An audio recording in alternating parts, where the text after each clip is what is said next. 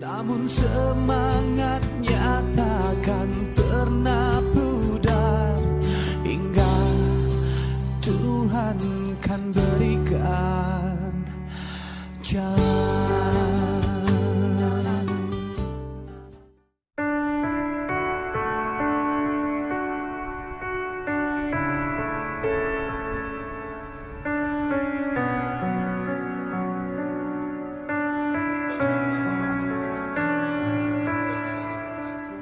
Puluhan tahun sudah, Tarmini berkutat dengan berbagai jenis rimpang akar tanaman.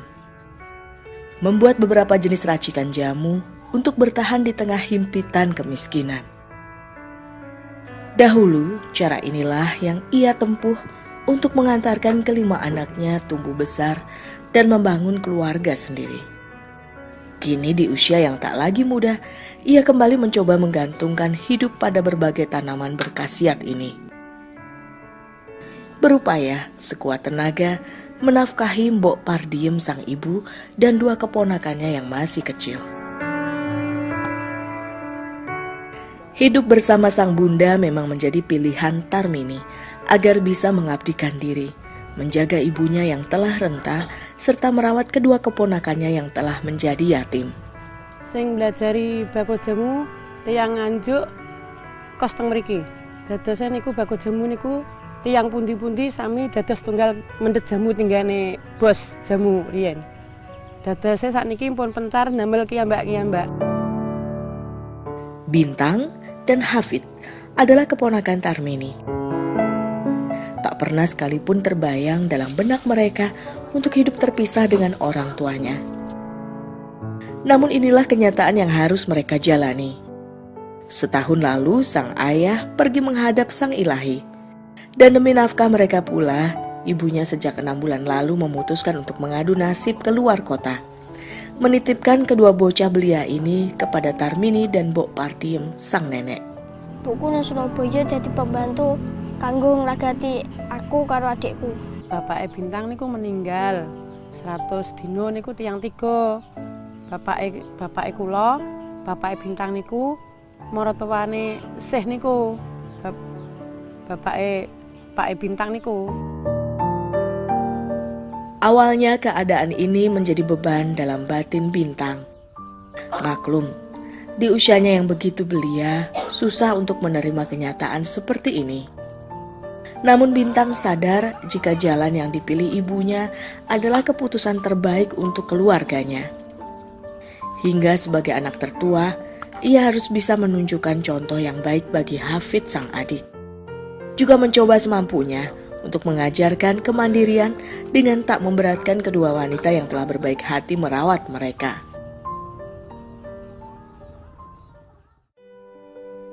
Jamu yang dibuat Tarmini berbahan dasar berbagai akar rimpang dan dedaunan berkhasiat, seperti kencur, jahe, kunyit, asam, daun sambiroto, daun sigaran, dan daun sirih.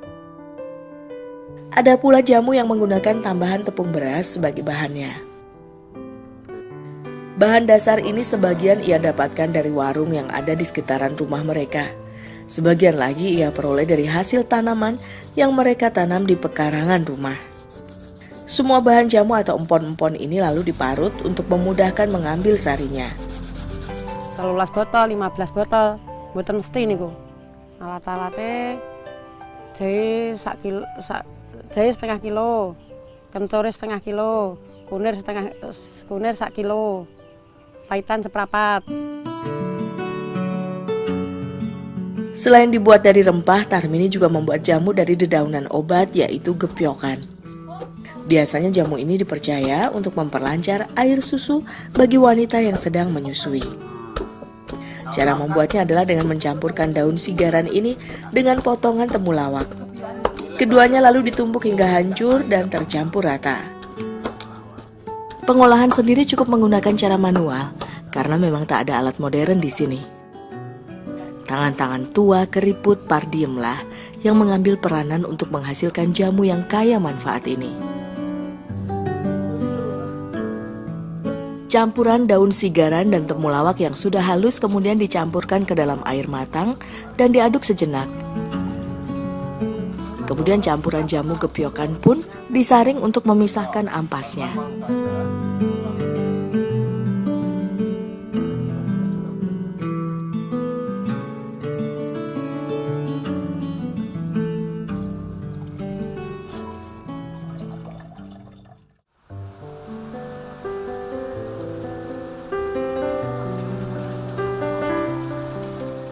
Sebagai tambahan rasa yang khas pada jamu, larutan asam jawa serta perasan jeruk nipis digunakan secukupnya.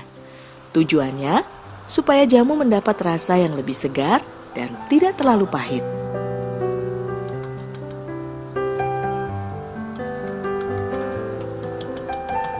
Sebagai penyeimbang cita rasa, jamu biasanya juga ditambah garam dan gula secukupnya. Semuanya diaduk merata. Dan jamu gepyokan pun siap untuk dinikmati.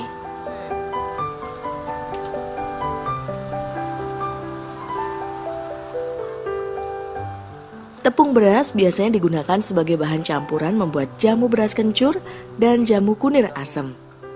Kombinasi antara beras dan kencur dipercaya dapat merangsang nafsu makan. Juga bisa membantu menebalkan dinding perut bagi penderita sakit MAH jika diminum secara rutin. Sedangkan kunyit asam berguna menghilangkan bau badan serta melancarkan sistem pencernaan. Penggunaan tepung beras cukup ditambahkan pada perasan bahan dasarnya. Hanya perlu diaduk dan direbus hingga mendidih untuk memastikan semua bahan bisa steril dan matang dengan sempurna. Bila jamu terlalu pekat, maka air matang bisa ditambahkan kembali hingga diperoleh kekentalan yang diinginkan.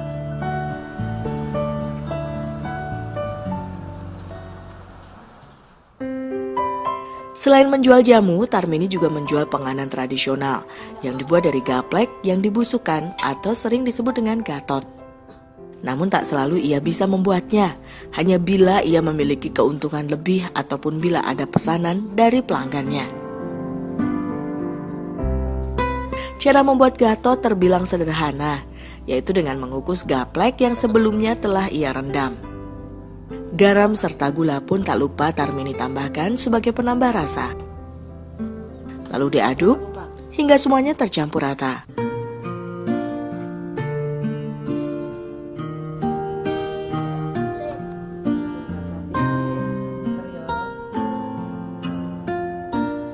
Pengukusan gaplek membutuhkan waktu kurang lebih setengah jam hingga matang dengan baik.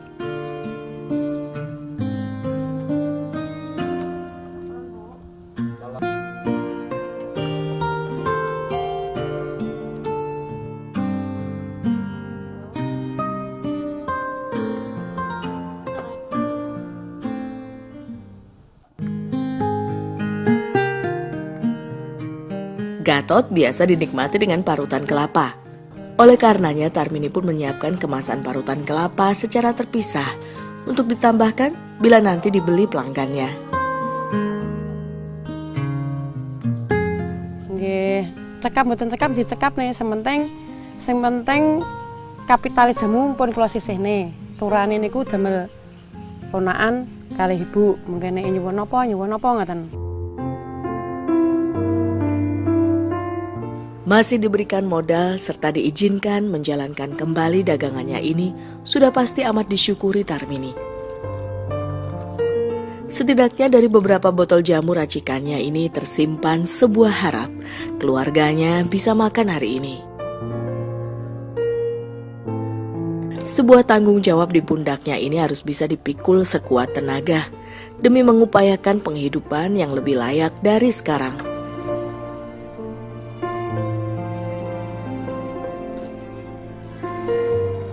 Sehingga sesulit apapun jalan yang akan ditemui nanti, tak akan membuatnya terpuruk pada keadaan. Bu Buntang niku teng Surabaya. Teng Surabaya kula pengen mboten purun to. Kula kan kerja teng desa mboten purun. Terus nek teng kerja ning desa niku terus kerja napa ngoten. Lah nek teng Surabaya, Mbok, aku tak ning Surabaya. Sampai ning omahe ngrumat bocah-bocah karo yunge. Tanpa alat transportasi, Tarmini hanya mengandalkan kekuatan langkah kakinya serta bahu yang menggendong jamu untuk menjemput rezeki. Berbekal keyakinan dalam dirinya, wanita parubaya ini pun tak akan melewatkan tiap kesempatan itu lewat tangan para pelanggan. Mboten dodol jamu ki lumayan Mas. Kalau remen dodol jamu. Soalnya mangke nek dodol lintune napa sariyo sahur mangke kula kapital. Lah niki kan kapitale namung sedikit. Dagangannya pun tak terbatas untuk kalangan tertentu. Usia tua dan muda bisa mengkonsumsi jamu alami buatannya ini. Harganya dibanderol Rp2.000 per gelas serta Rp10.000 jika berminat membeli 1 botol. Dalam tiap tetesan jamu inilah terkandung bulir-bulir perjuangan serta tetes keringat dan air mata penyambung hidup. Oh jamu Mbak.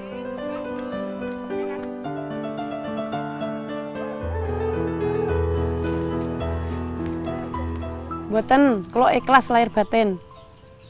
Demi keponakan kula lan ibuke niki lahir batin kula.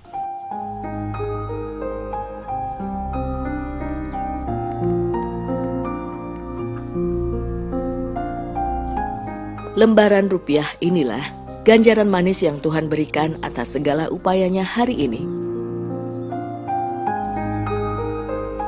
Besar kecilnya hasil yang didapatkan sudah pasti memberi sedikit jalan keluar baginya. Memutus jerat kemiskinan adalah angan terbesarnya, dan melihat senyum tersungging di wajah ibu serta keponakannya adalah sumber kekuatan terbesarnya. Nggih, asale jamu niku damel ngopeni ponakane kula. Mengke nek nadi jajan, nadi napa nggih damel tumbas beras, nggih damel tumbas napa, damel kolaan malih. Ngoten.